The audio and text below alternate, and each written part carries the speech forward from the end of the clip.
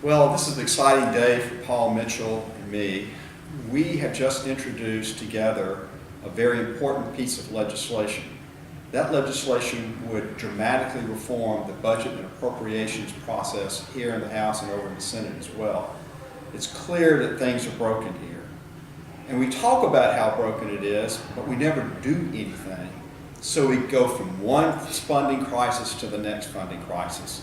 And Paul and I decided it's just time to stop. It's time for us to quit talking about it and come up with solid, concrete ideas about what to do about it.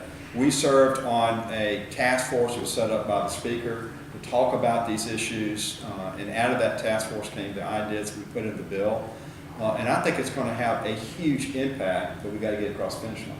Well, I think it's a place to start talking. When I ran for office, I talked a great deal about how the Budget Control Act simply didn't work. And you look at the history, it's been since 1994 since we've actually completed the entire process. Passed the budget, passed appropriations. It's almost like it's become this entertaining process that we sort of do parts of it.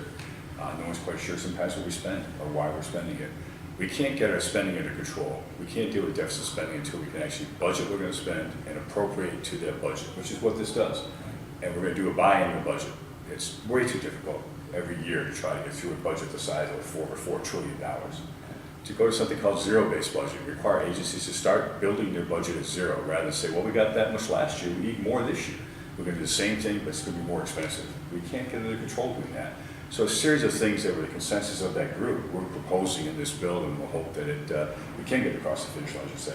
Yeah, there are two other things that are really important. One is to repeal the Budget Control Act. It's got us into this situation where we're actually bidding against ourselves. We take Congress completely out of the process of decision making, and we have these draconian across-the-board cuts, which we know we're not going to do to defense, because we can't do it to defense. So we get rid of that, but we also take $1.2 trillion of mandatory spending that is not Social Security, not Medicare, not VA benefits, and not TRICARE. We take $1.2 trillion of mandatory spending, which you and I don't get to vote on, and make it non-mandatory, which gives us the ability to say, do we really need to spend all this money on all those things? The answer's going to be no. They call it mandatory. Yeah. It somehow got called mandatory years ago. Why is it mandatory? Because someone wanted it to be mandatory, to take it off of any governor at all, because we have to spend that. The reality is there's no review of those programs, the efficiency of those programs, what they really should cost. We need to get rid of these titles.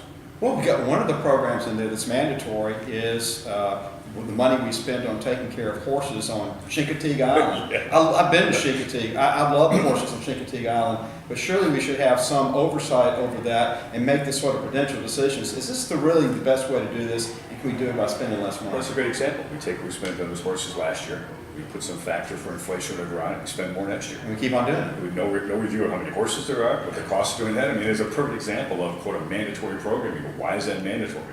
So we need to get out of that model. People elect us to make a decision how money is spent, what the priorities are, and we ought to make those decisions and be responsible for it, be accountable for it.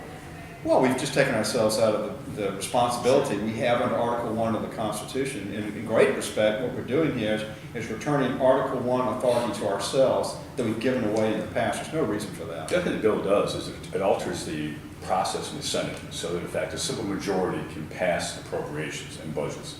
The reality is it is a function of government, not unlike nominations for ambassadors or judges.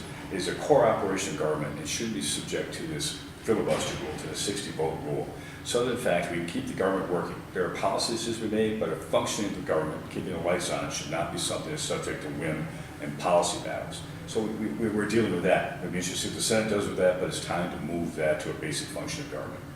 So the bottom line here is that we're trying to make Congress act with regard to the citizens' money the way the citizens have to act with their own money. We're just making ourselves act the way everybody else in America acts with their money.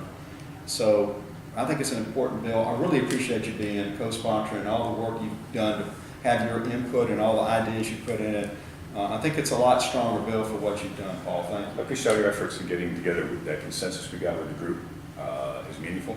I know the budget committee's reached out to talk to us about that bill. They find it to be interesting, so I think we're at the start of a good process of making changes to that process, because the shutdown we recently had was catastrophic. We need to move beyond those kind of those silly things. Absolutely. All right, folks, now it's time for us to quit talking and pass over that. Have a good day.